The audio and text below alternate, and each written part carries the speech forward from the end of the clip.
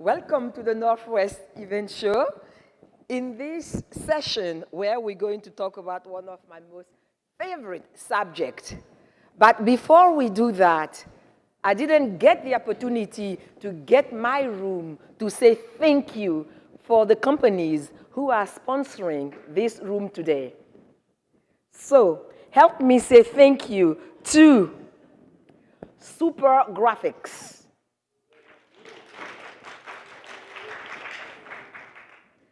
Audio Engineers Northwest, Tenacious Ventures, and R90. Without them supporting this room for the success of this show, who's been bringing good speakers, good insight for more than 30 years, this won't be possible. So thank you to you. Do you know that designing an event that is green, sustainable, that think about the environment, doesn't start the day of the event. It requires planning. This is what our panels of experts is going to share with us today. And leading them is one of my favorite ladies, Alycia Drube. And Alycia, when I look at her bio, I picked only one phrase. Her mission: reduce the overwhelm, increase the action on sustainability. They should have had a picture of me here hugging a tree in Australia. Yes, I am a tree hugger. So without further ado, here is Alycia Drube to facilitate this panel of experts. Enjoy. All right, let's go ahead. Yeah, my mic's up there. Yep. Thank you, Celine. Okay, so today I have with me a lovely panel here. We have Julianne Reed, founder of E&E Fundraising and Events, which is a nonprofit specialized planning company doing over 30 events per year and growing. She's very behind the scenes, but now in pink, we'll be able to see her a lot better. And Beth Halvorsen, interim CEO at one of our session sponsors, which is Refugee Artisan Initiative. Thank you to them for being here at the show in general and for sponsoring our room. We're so pleased to have you here.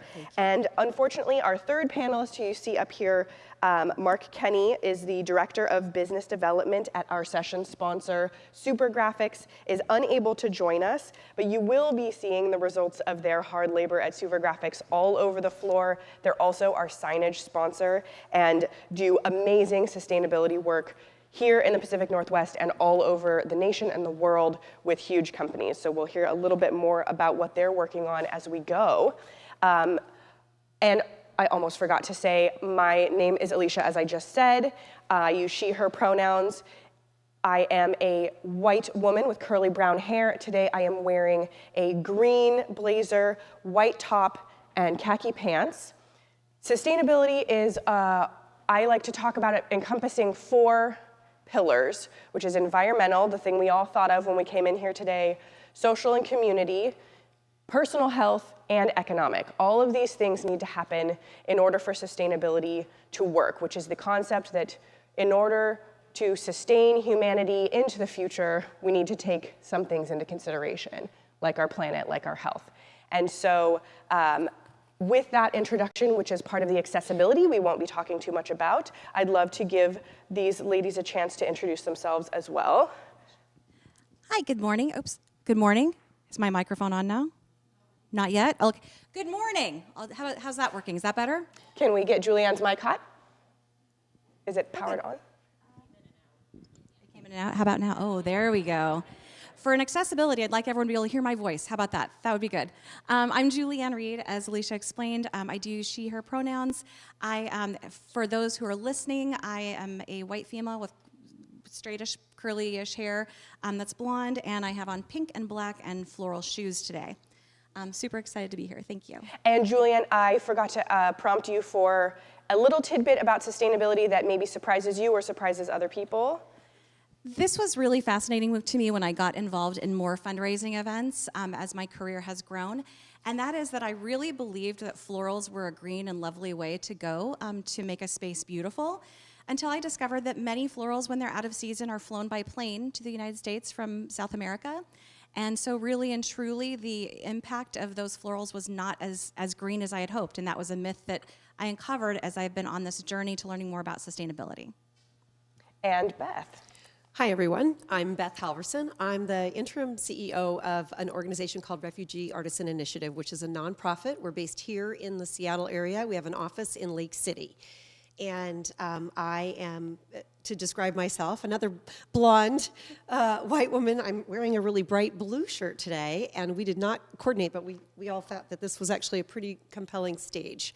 I use she, her pronouns as well, and I wanted to just tell you a little bit about RAI, Refugee Artisan Initiative, and why we wanted to be a part of this panel today. Do you want me to hold on that a little bit? And you had a prompt. What's a quick tidbit that surprised you or surprises other people about sustainability that you'd like to share right up top? Well, and we're going to get to this, but sustainability takes effort. And I think anybody who thinks that it doesn't require conscious, specific effort to be sustainable is misunderstood, because you really do have to care, and you really do have to be willing to put in either extra effort, extra time, sometimes extra money to actually be able to fulfill that objective. It's not always the cheapest solution, and I think that that's been a hard challenge for our organization and many, but it is still a truth that we sit with, and we have to manage all the time, which is how do we continue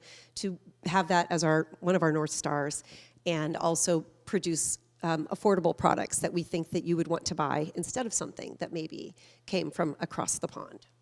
Yeah, and we're all here because we are in the events industry, planners, affiliated with planners, vendors who produce the things that make events happen. So we all know that really the most impactful way to change your systems is to look earlier in the timeline. You really have to be thinking ahead in order to make this work. And sustainability, we have Julianne here as our planner, so we're gonna start here. In terms of sustainability in the process, you are not a sustainability expert, but rather you're here representing as someone who's learning and trying. Progress over perfection is my favorite. I almost gestured, I've got a different slogan on my bottle.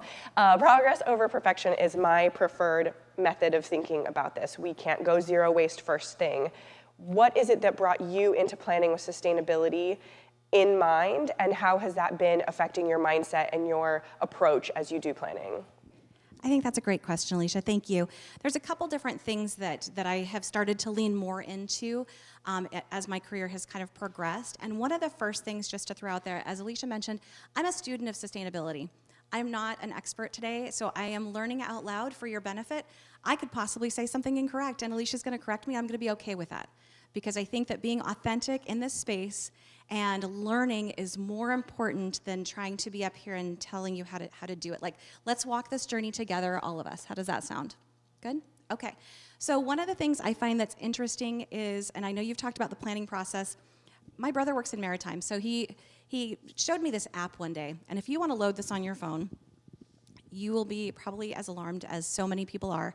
The maritime app features every single vessel in all of the oceans, and where they're traveling to, their routes, if they have a radar. And when you open this app, you can look at the Pacific Ocean, and you are shocked that boats aren't just running into each other. It's really interesting to see that visual representation of the amount of goods coming across the oceans. And dive some time into the laws around what those ships have to do when they cross the ocean, like how their waste is processed, where their garbage goes. It will feel alarming to you. And again, student of sustainability. So, but as we were talking about the process, it's very easy to walk into a client and speak to a client who is focused on the environment. We recently did a great event for SR3. Their sea life recovery, mammal rescue here in Washington. What's interesting about them, sorry, I'm way into this, so just Get stop into me. it. Just stop me. What's really interesting about them is that they're the only marine rescue facility here in Washington State, and we have 3,000 miles of coastline with all the inland waterways. They're the only group that does this. And one of their things is this event has to be sustainable. So we really leaned in on what kinds and types of wayfinding was necessary. How many signs did we actually have to print? And they were really into accepting, we want to be 100% compostable for this event. So how do we do that? And what venues support that? So that was an easy client to walk into to share that information with.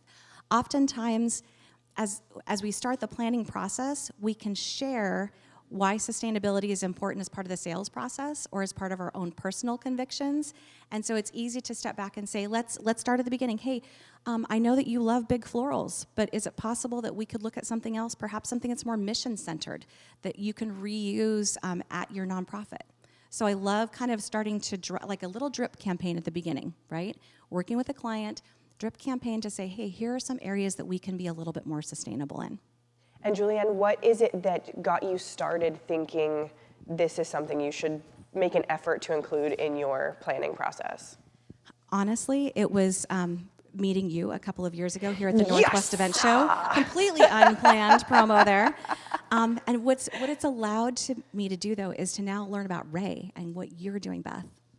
Well, thank you. I'm super excited to take that prompt. Yeah, give us the backstory. I'll give you the backstory. So in 2017, Refugee Artisan Initiative was formed. So we're a really new nonprofit. And what we are is really at the intersection of sustainability and economic mobility for refugee women. So we are 100% women-focused. We don't shy away from our DEI mission, and we basically are a location where women who are seeking an opportunity to either just be with women that are like themselves, that are here as immigrants, that want to maybe learn, want to maybe communicate, want to learn ESL, but also have a roadmap into some kind of an opportunity for economic independence.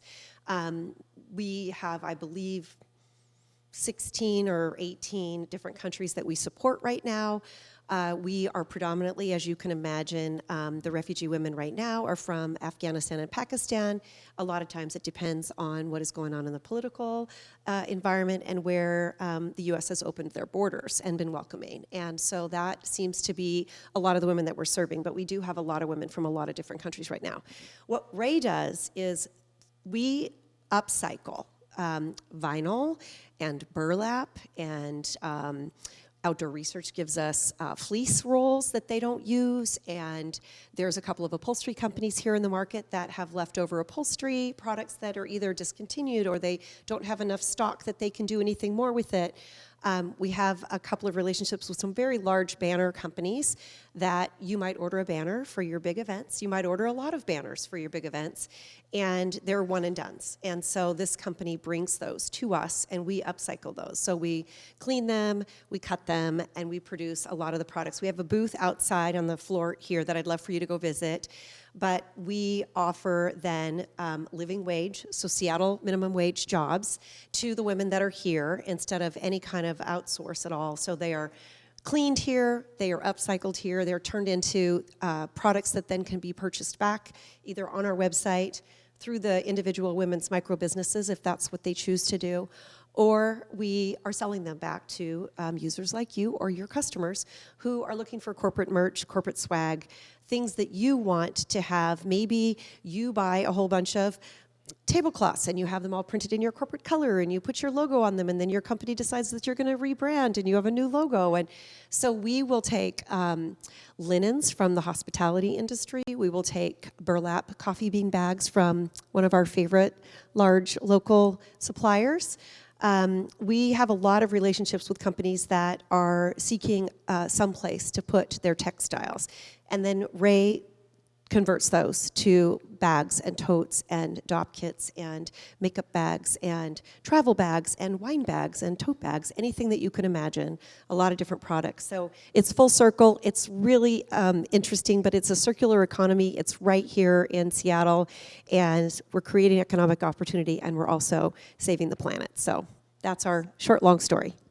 Yes, that's so awesome. And that leads really well into something that, in my opinion, and I'm sure, Julianne, you're going to be right on behind me with this, is super important with regards to making a success out of your sustainability goals, which is partnering with people who know what they're talking about and businesses who can handle the things that you need to not be a specialist in.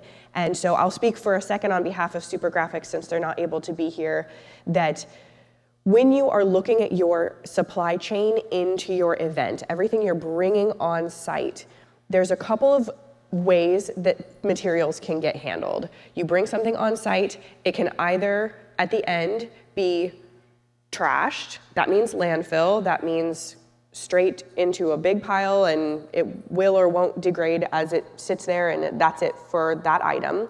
You can recycle that item, which means put it back into the flow to get made into something else of the same material variety. So paper becomes cardboard, or wood becomes paper, along those lines. There's upcycling, which is what Ray is specializing in, which is taking something and making it into something new and reintroducing it into the economy as a new item, not just a new material to be made into something new. Or pure reuse, making sure that you have some of your materials that are a better lifespan, that have information on them that is true for next year. So you have fully branded kits that don't have the year of your event that you can put out every single time, and then those go back into storage until you're ready to get a new set. So when you're looking at how things leave the event, those are the channels that you're trying to consider. And everything from your florals to your linens to all your graphics around all your signage, one of the main things you should be doing is looking at and working with your partner on how those can be disposed and move through your chain. So with Super Graphics, you have an amazing partner who you get a consultation with, and they advise you on what do you want the chain for this item to be. We can support you in making that happen. They even have programs to make sure that you are recycling things properly. You can return items to recycle with them because they have a strong recycling partner who makes sure that items get where they need to go. So, Julianne, when you are getting in and getting better at making your events more sustainable, what has been really impactful for you in working with partners, maybe not Ray yet, but people like Ray, people like Super Graphics, in order to find success, to manage your budget, to manage your clients? What is that looking like for you, and how can you help these guys jump the line on your learning curve? Awesome, thank you. Oh, thank you so much for that, Alycia. So I think one thing that's interesting to me, and I think as planners and as people who create events and experiences for other people, what I think one of the strongest things that we can have is a really strong support of vendors and networks of people who understand things better than we are, who are better at things than we are, and that's okay, right? So I love having amazing vendors who I can reach out and say, specifically, I'm looking for something that this client can reuse over the course of time. What is the best way to do that? Because it's okay if I don't know, right? One of the other things that I think is important is just being able to leverage things year over year. And Mark and I recently worked on a project together, and actually I can't even say recently, this is like 2 years ago now, but these boards are still in use. We had a huge event at Fremont Studios and built timeline boards of this particular nonprofit. Ooh. And it was great. And they're like, you can walk through them. It's like a maze. I'm sure there's a word for it. You guys probably know what it is. I don't. I said, here's what the design is, and here's the space it needs to go in. And they were great to build it, and they offered suggestions saying things like, if we leave a little space for added timeline, we can add a graphic there as this nonprofit grows. I was like, brilliant, let's do that. This nonprofit has been using these boards. This will be year 3. They store them. They bring them to different events that they have going on. It helps everyone get to know them. And I think having that person to reflect back and say, hey, you can reuse by doing the following things was super, super important to me. So it's not up to me to know everything. It's because I found a trusted partner who can help me meet that goal. Does that make sense? Definitely.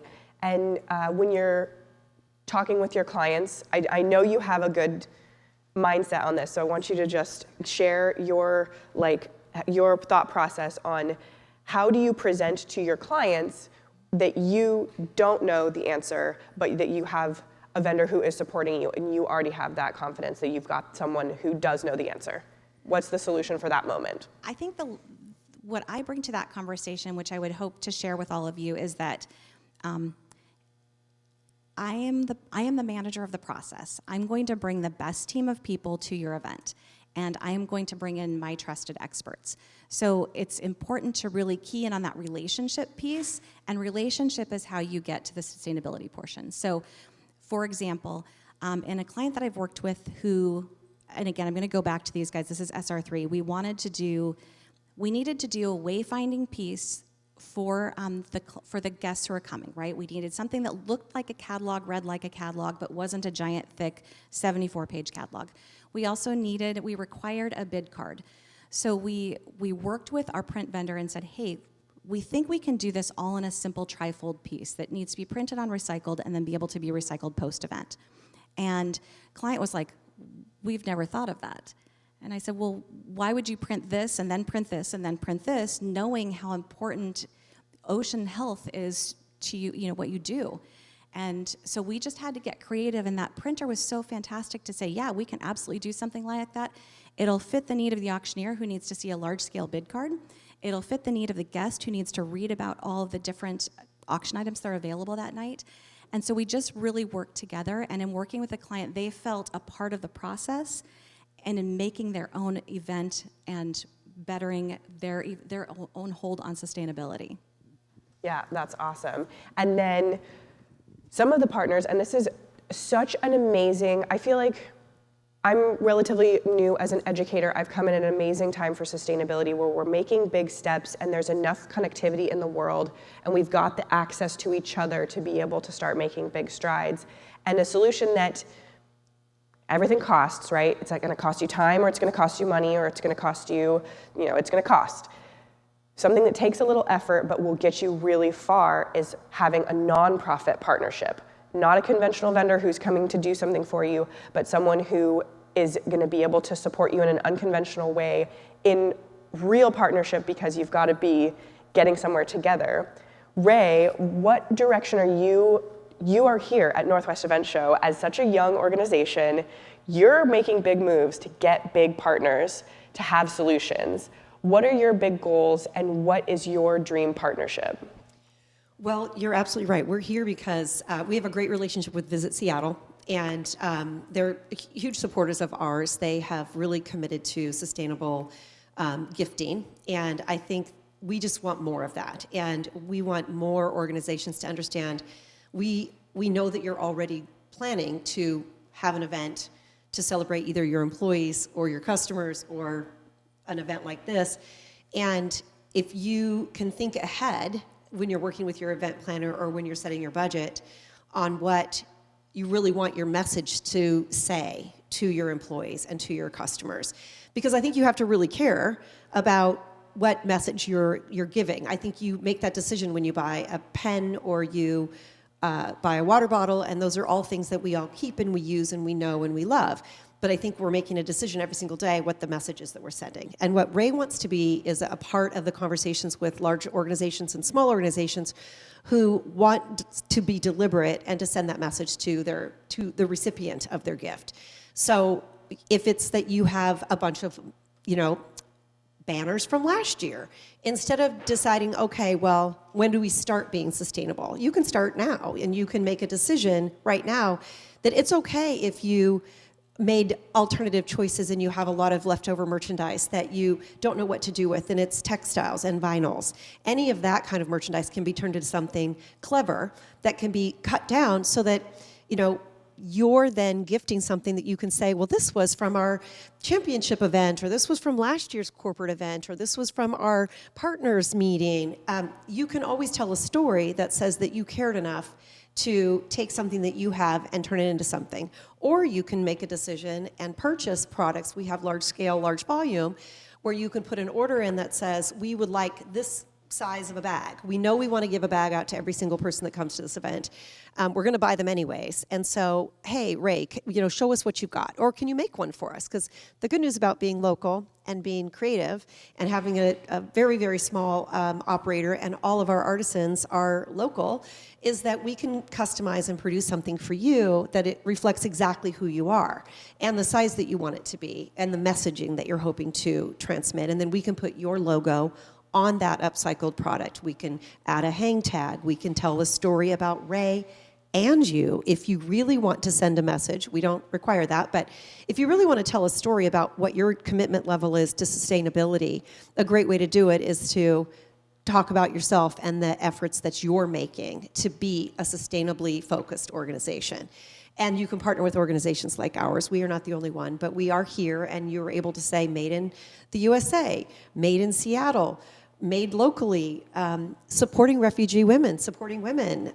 There's so many different ways that that's one of the beautiful things about our organization is I think that depending on what your organization's missions are, maybe you're new to sustainability, but you've always been focused on economic empowerment, or maybe you've always been focused on education and training because we offer ESL classes, we offer digital literacy classes. One of the largest barriers to employment of refugees in our country is English, is being able to speak our language, to be workforce ready, to be able to get a job anywhere, not just at Ray. So we start with the basics, which is teaching them through sewing, which is a very common skill that a lot of women come from other countries with, because a lot of them either haven't worked or they haven't been outside of the home, but a lot of them do know how to do hand sewing or hand crafting. So we use sewing and crafting and artisan work as the common language to teach them English language. So it's a safe space for them. It's something they're already familiar with. It creates a common bond between them and the other women that are going through the program with them. And all of those things break down barriers to create access, accessibility, economic mobility. And you get to decide as an organization who buys our merchandise, what piece of that story resonates with your company's missions and with what you want to say about yourselves when you're planning the next events that you have. So what we're hoping to accomplish here is to go from being a small organization and doing small orders to being a larger organization and having more clients like Visit Seattle that are ordering large scale from us, because the more orders we get, the more women we can employ and the more women we can teach to sew and to make an end product that ultimately keeps something that was headed to the landfills out of the landfills. That's amazing. I think I can speak for the room. We all are behind you. We're convinced. We're sold. Perfect. Done. Nailed it. So with that, as we're talking here, our prompt on our title here is for zero waste events. I want to take a second to cover zero waste events. The concept there is not that there is nothing not reused. We're talking zero landfill. If we can compost, if we can recycle, if we can upcycle. So, and it's not I'm about— just taking a note on that because I was like, what is that? So Thank you, perfect. Zero waste, okay, Zero got it. waste, and that is not our goal today. That is our destination. The big picture on the wall says, I want my company to be making $5 million a year and I want to be zero waste. You don't get that tomorrow. You get that by working toward the big goal all the time and doing 5% better on every event you plan. That's why Celine said in my intro, reduce the overwhelm. This is my big message in the world of sustainability is quit trying to go from doing nothing to zero waste. It's way too much, way too big. You just want to be doing the best that you can with the resources you have. And you have amazing resources. You're at the Northwest Event Show, you have super graphics, you have community over competition partners who will be able to talk to you about what they've learned and what they do. And so we're all events people here. We are all the fixers. We're the practical, we're the knowledgeable, we're problem solvers, right? Agreement in the room? Yes, we are problem solvers. So Beth has sold us. No more education necessary. Let's actually do it. Are you ready for this? You may or may not have heard that there's a large sporting event coming to the Pacific Northwest. Anyone heard of this thing that's going to be happening? Big sports event, something about a ball and kicking it around. There's going to be a lot of signage at that event. There's going to be a lot of swag needed for that event. Let's, between the three of us here, take a couple of minutes and talk real practical steps. If we were in the position to implement what we've been talking about with regards to signage and with regards to upcycling, what do we actually need on our to-do list? And I want to start with Beth. We need to know, our planning team, how to get whatever we have that is possible to upcycle to you. So can you start by telling our planning committee what kind of materials would you consider acceptable, and literally how do we get them to you? That is a great question. And this is off of your prompt sheet, and I'm sorry for that's that, all right. and we That's are all right. winging it. We're winging it. We are flying to the stadium from here Well, with our arms. Let's wing The it. good news is we are in conversations with a small subset, because as you can imagine, an organization that put on the event that is coming here has been working on It's this. the World Cup, everyone. It's the World Cup. And they've been working on it for several years, Yes, it's in progress. any organization that's planning this kind of an event. I will say that they did find us, and that's one of the conversations that we're having, which is how to get it all to us. How do we store it? We're small and mighty, so we may need some warehouse spaces. But the first thing is to reach out to us and tell us what you think you're going to end up with. Okay. And so even it just has to start with, what did you already place an order for? That's okay. You already bought them. And then what of all of that we can use. And surprisingly, we can create new upcycled waste stream recovery if we know what it is that you've already spent a bunch of money on. And we're inventing new product lines every day. We are a new organization. So we recently, I'll give you an example, but we had a sports team. There's a lot of them here in Seattle. So if anybody here represents sports teams or does events for sports teams, please tell them to reach out to us. It takes us a long time as a small organization to get in front of all of the buyers or all of the marketing people or all of the folks who end up taking down after an event, who we don't even know who we need to know yet. So we're still doing a lot of outreach. But one sports team reached out to us and had a lot of championship banners that had been previously hung in a stadium that they're now going to take down, and they're going to be replacing them with a bunch of new championship banners. So it was a brand new product for us. And so thankfully they were willing to let us have some of the product and let us do some demo. So we came up with some samples. They told us some types of events that they might be having, and so we were able to come up with some prototypes and then tell them what we thought we could produce them for with their own product. Okay. They also have, this is new, I learned this, but they also have some pallets of unusable sports jerseys. So I don't know if everybody realizes, but sometimes a jersey shows up with the wrong person's name on it, or the person changed their mind, or the person's not with us anymore. And they end up with a lot of jerseys that need to be repurposed. So one of the things that we're working on right now is taking a little bit of that product and trying to figure out, because they want it to reflect their current colors, but not necessarily reflect any individual person's names. And so, but people have a lot of fun with alphabet. If you have a bag and it's got a letter H on it versus you have a bag that's got a letter S on it, like there's fun ways that we can take your old logo, your old names on things, and we can cut it up so that it doesn't look like the old logo that it was. And the organization that you're talking about has some very strict branding. True. Some companies that they partner with have branding, so maybe you can use XYZ's logo, but on the Step and Repeat, it had XYZ's logo and ABC's logo, and ABC says, you can't use our logo for anything, but XYZ says, can you upcycle this? Well, the good news with a small shop is that we can hand cut if we absolutely have to. It does drive the price up, but everything, we would like to look at it, because we do believe that we can. So we bring you a reverse shopping list. This is everything we have to tell us what you want delivered. It's a little bit tricky, right? Okay. Because you're used to being able to go online and just I want 5,000 of that pink bag, But everything gets easier with practice. Yes. So we're coming to you as early as possible with our predetermined shopping list. Yes. And then knowing what we have coming that you've earmarked as, yes, we can work with this. Yeah. How do we deliver it to you? We pick up, we've sent delivery trucks. You can send a delivery truck. We're a nonprofit, so anything that you can do to help us with that is great. Okay. The most important thing that you have to do is decide what you're doing at the end of tomorrow with an event like this is, have you already made a commitment that it's going to the landfill or it's going to be recycled, or are you going to stack and fold it all and have made a third arrangement, which would be that you've already reached out to us and said, Right. can you pick this up on our loading dock? The day that our event ends is X. Could you please come and pick it up? And if we can't, weight, size, volume, whatever, we can send a delivery company to come and pick it up.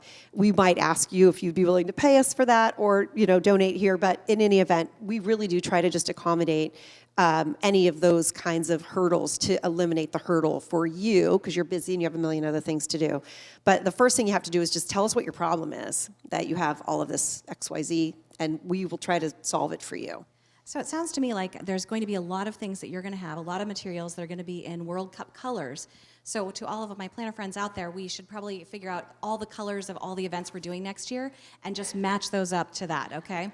So There you just go. another quick way we can Yeah. we can help with that. Yeah. Something that's interesting to me just from a planning perspective is, and I hear this a lot, if you want to be more sustainable, it's going to be more expensive because things are manufactured in the United States.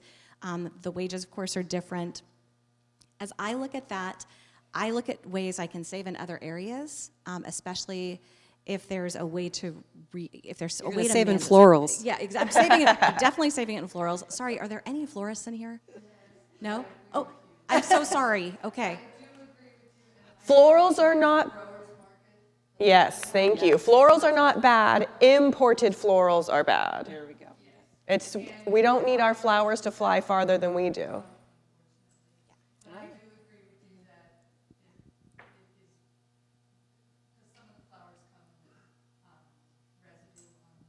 Yeah. They do a lot of intense processing with sorry. florals as Yeah. well. Yep. Wonderful. Okay, thank you. I feel terrible. I should have asked that question early on. Right, exactly. And I do love But a good florists floral, are but- great advisors. Those are the people who know what's in season. They know what grows in the region. They know how to make something that looks like roses without having to bring in Argentinian roses. So this is where you got to use your network.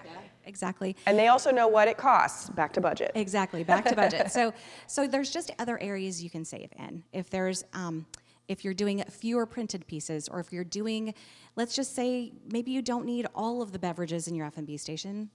Sorry to the caterers in the room. Boy, I'm just offending everyone today. Look out, everyone. Okay, she's just a hot mess rolling through here. But I just look for special ways to save so that, and maybe we can save in labor in some way, just to be able to offer a full and sustainable experience for other people, and be able to provide that to our clients. So I think it's important just to look at all of the budget choices and not necessarily just what's going to cost more because we're trying to be more sustainable. I never think that's a great message to deliver to clients, but I always believe in alignment on purpose. And so if you're aligning with your client and you can work through any budgetary issues or anything like that, it's worth the conversation and doing. And I will say that if you do decide to still go with vinyl banners, because sometimes you just need vinyl for weather and everything else, or you decide that you're still going to buy all of your, your banner, what is the signage? Sorry. There is a place that will take them all, and you don't even have to be the one that buys it back from us. We think that's the most beautiful circular way to be a partner with you.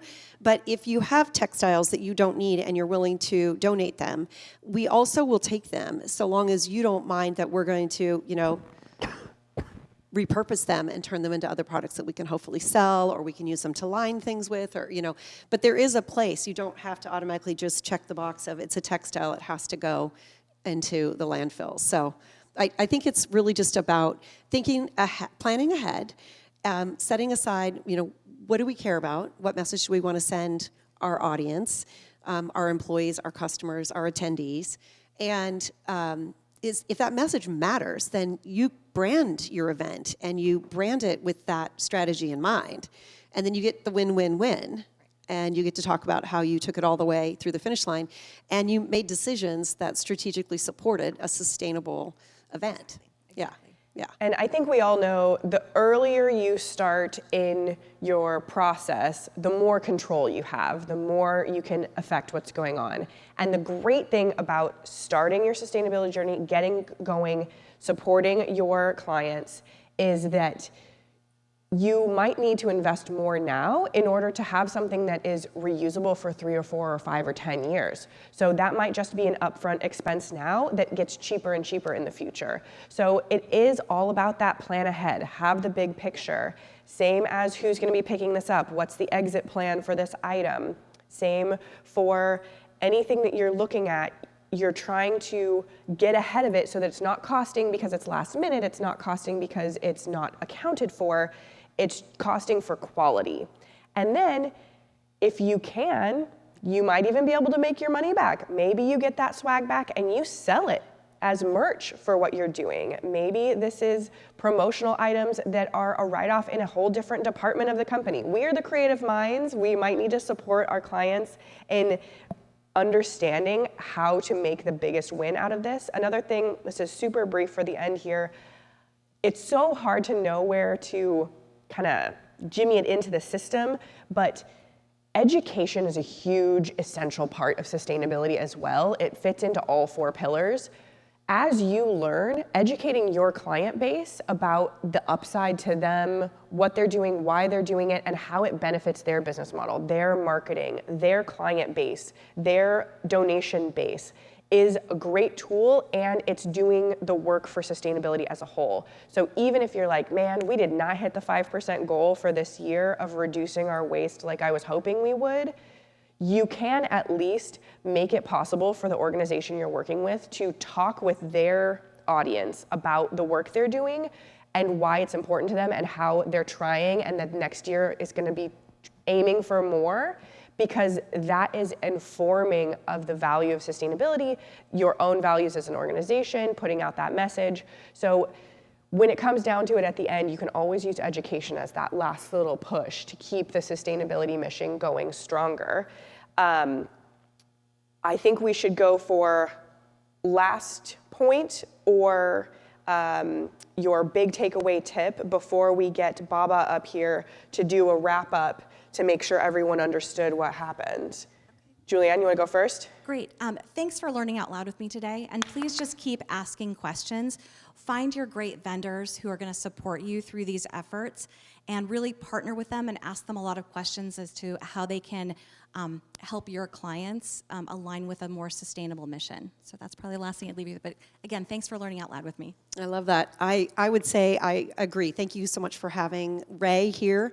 Thank you for letting us be a part of this great event. And stop by the booth. I've got a pocket full of business cards, but we're really here to learn with you as well. There's no no's in any of sustainability. It's all like, that's a good question, and then you try to figure it out. So please ask and stay engaged with us. We really appreciate the time and for letting you tell us about us. Yeah, I love that. Creativity is a great tool for sustainability. Well, thank you so much. We are going to be bringing up next event wrap. I specifically staged my phone here to make sure. Oh, sorry. Popped out of my slippery pocket. To make sure I can get a video of my wrap up. So we're going to step off the stage. Thank you. How's everybody doing? You having fun today? Nice. My name is Baba Brinkman. My organization is called Event Wrap. There is no W in the word rap. We are hip-hop artists from New York, and we are here at the Northwest Event Show in order to deliver some original on-topic content. So the way this works is I was at the side taking notes. I wrote a whole original song over the past 45 minutes. This song did not exist prior to this session, and I will never perform it again as long as I live. It is just for this audience, very unique Zen art, and my organization takes skilled underground rap artists and puts them into meetings and events and conferences to apply their skills of hip-hop lyrics. So this is the Beyond the Bin anthem. Yes, you can film it. Please give me a copy afterwards. We are not followed by a pro video team at this event. So, all right, here we go. That should be sending an audio signal. Oh, let me try one more time. Hold on. Okay, this is where I have to just change my output. Bear with me 1 second. USB device, here we go. Hey, and if we could turn this mic up a bit on the stage as well. I don't hear myself very well. All right, here we go. What rhymes with beyond the bin? Beyond the bin. Let's try this.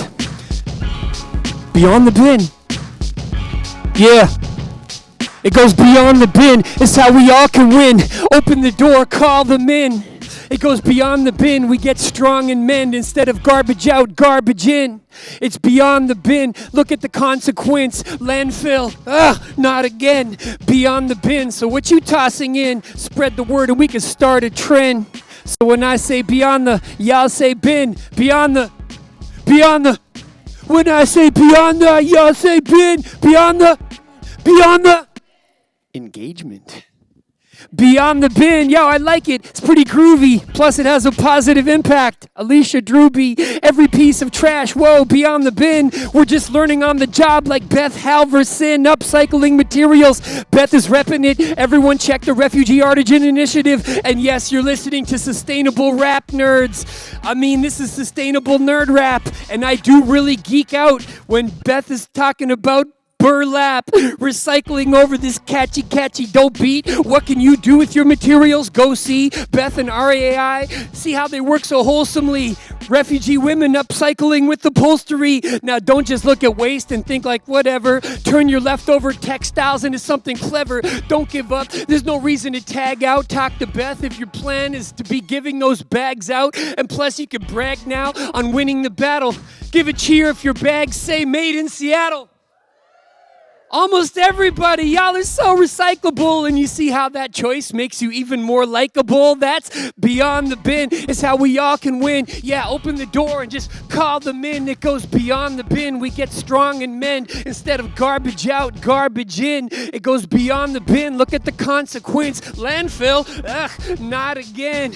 Beyond the bin. What you tossing in? Spread the word, and we can start the trend. That's the difference that someone like Alycia makes. Work towards the goal. It is zero waste. Every next step gets 5% better, and the people start to notice, making you a trendsetter. I'm just the messenger, the human MC. Take it from Beth, Alycia, and Julianne Reed. Julianne's anonymous clients were not green, but she's very happy to talk about SR3 because they were all about it, baby. Yeah, you can keep up. Julianne is ready to green up at FIFA World Cup coming to town, and that's great. But wait, what's the plan to prevent the waste, especially in meeting room after meeting room? Take a step in the direction of green. What we need to do, Alycia said to Julianne, so what greened your groove? And Julianne said, well, it started with meeting you.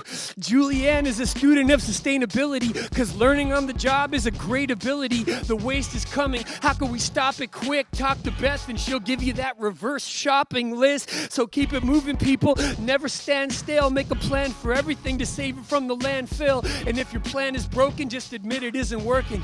Because being authentic is a lot better than being perfect. So it goes beyond the bin. That's how we all can win. Just open the door and call them in. It goes beyond the bin. We get strong and mend instead of garbage out, garbage in. It goes beyond the bin. Look at the consequence. Landfill, not again. It goes beyond the bin. So what you tossing in? Spread the word and we can start a trend. And when I say beyond the, y'all say bin. Beyond the. When I say beyond the, y'all say bin. Beyond the. All right, let's get it started then.